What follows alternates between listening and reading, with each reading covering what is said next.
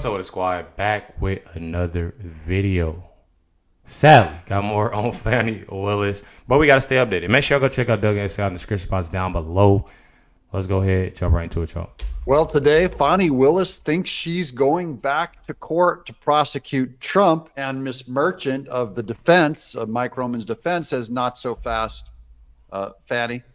It's all going to come down to what Judge McAfee does this Thursday. So let's get caught up here. There's two articles I'd like to present to you real quick. Oh, and welcome to Doug in Exile. I'm Doug TenNapel. This is where the happy patriots are. Come hang with us. Let's do the news together. You'll be all caught up on Fani Willis by the time we're done. This is going to be a little one from ABC News right here.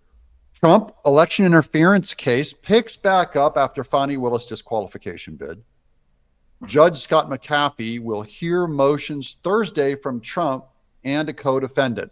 The judge overseeing the former President Donald Trump's Georgia election interference case has scheduled a Thursday hearing to hear oral arguments on a number of motions from Trump and his co-defendant, David Schaefer. The hearing will be the first since the failed disqualification effort against Fulton County Attorney Fani Willis, who brought the case. Not so fast, that's being appealed. Remember, comes after Judge Scott McAfee granted Trump permission to appeal his disqualification ruling, but vowed to move the case forward in the meantime. So that's just one article, okay? That's just ABC's take. If I go over here to USA Today, there's a lot more meat on it. I don't want to read all of this. And look, there's a flash sale. Will Trump election fraud trial come before the election? Fani Willis and defense lawyer clash. They disagree on that. Let's get to it. Well, I mean, look, if it can be done this summer, right, and her team is ready and all the defendants are ready and the judge is ready, that would be a perfectly appropriate thing to do. The problem is that it is not entirely up to her.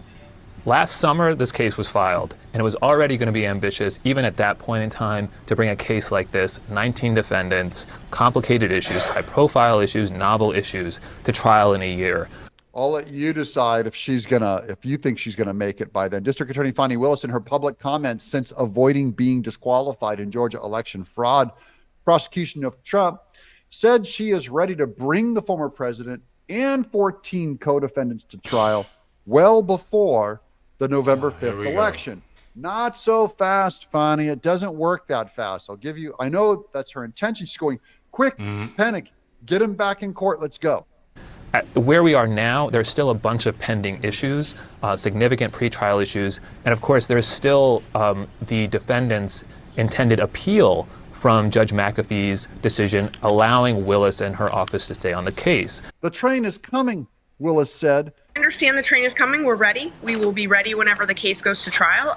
In a weekend interview with CNN, prominent Georgia defense lawyer Ashley Merchant, so she's the blonde lady that we saw defending Mike Roman, who first disclosed Willis's romantic relationship with prosecutor Nathan Wade back in a bombshell January 8th court filing, says, not so fast, Fani.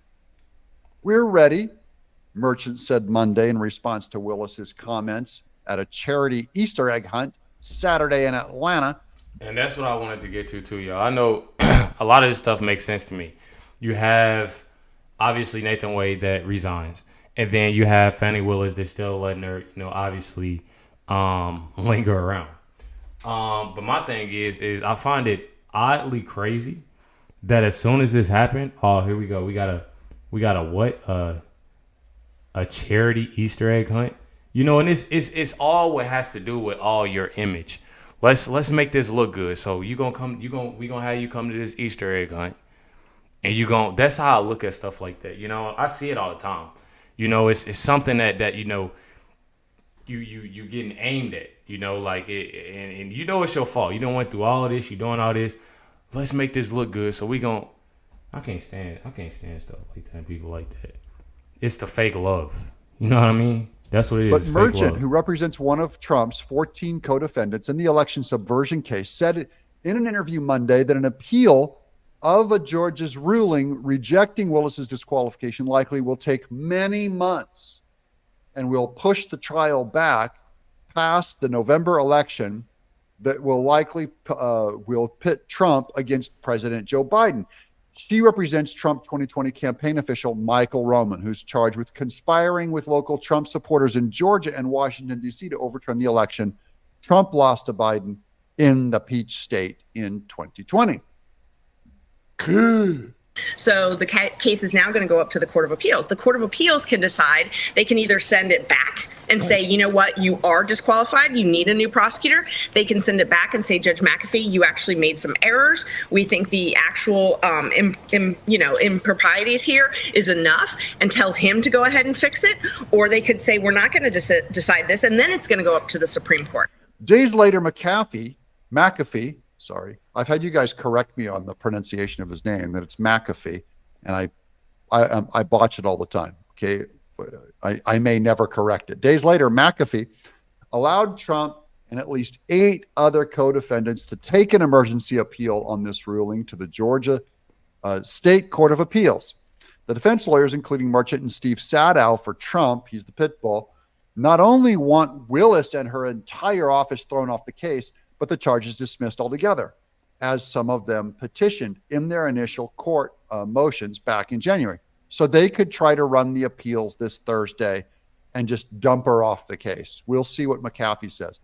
Why Willis thinks the trial could still go before Election Day. In her exclusive interview on CNN Saturday, Willis acknowledged that the election racketeering case against Trump and others was clouded by more than 2 months of legal wrangling over the motion to disqualify her. Through it all, however, Willis and her team never stopped working on the underlying case. No trial date has been set, and Willis said there's no reason to delay it. No, my team has been continuing to work on the case, and all the while that was going on, we were writing responses and briefs. We were still doing the case in the way that it needed to be done, she said. I don't feel like we've been slowed down at all. Oh, man, is she delusional.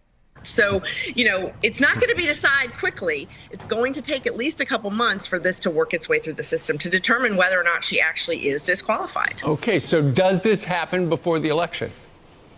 I don't see any way that this could happen before the election. I do think there are efforts to slow down this train, but the train is coming, she says, and Fani's the caboose. Lawyers for Trump and other defendants have 10 days from McAfee's ruling to file an appeal. That's coming. Then the Georgia Appellate Court has 45 days to decide whether to even hear the appeal. So unless they smack it down fast, this is 45 days out, even if they make a decision this week. If the appeals court agrees to hear the case, it could potentially disqualify Willis and the entire Fulton County District Attorney's Office. But they know what needs to happen. That's my thing. They know what needs to happen with this whole thing. We done got through all this mess and seen all of this mess. And it's just a mess. And they know it is. I mean, honestly, it gets to the point where it's just like you try not to stress and you go through your own stresses at home. But it's like, dang, like, why? Like, why even want to go through, like it to me, honestly, the whole thing is messed up, especially starting with it all. But starting with the whole Nathan Wade thing and him drop, that's crazy to me. And honestly, me personally, I don't think that was his decision. I mean, come on now. I don't think that was his decision. And that's just being 100. I don't know, y'all. Stuff is odd to me when I be looking at stuff, but I be trying to hold my tongue too, because it's some things you really, you can't really say, so. Or it could order other fixes or uphold McAfee's ruling and allow the case to go forward. So guys, we're talking 45 days out if they agree to have the appeal, and they can sit there and just sit on it forever. And by the way, I think still the stench in the air is Letitia James. I think the appeals court in New York smacking her down for a massive overreach, cutting that bond amount for Trump less than in half, $100-something million instead of $450 million. So, and giving him 10 extra days, that I think that could waft over here to Fulton County, Georgia, where McAfee goes, I don't want to be another Democrat judge just being reversed by an appellate court. And the reason why that one is particularly important is a very practical reason. I'm sure folks will immediately recognize. The judge is not going to want to have a trial if the verdict from that trial later needs to be thrown out because the prosecutor on the case was disqualified in the interim. So he might be very likely to help push Trump up to the appellate court. So he's not going to want to have a trial before that is fully resolved at the appeal level because it would be a waste of time and it would be bad for him personally if he got reversed and the trial was meaningless. And say, yeah, let the big boys up there take this on. A lot of lawyers have suspected that's what McAfee was doing all along, that he was trying to get it out of his hands. If it gets appealed, Fani, you're not going to be prosecuting a RICO case against Trump and his buddies. It's not. I don't think it's going to happen, but let's find out.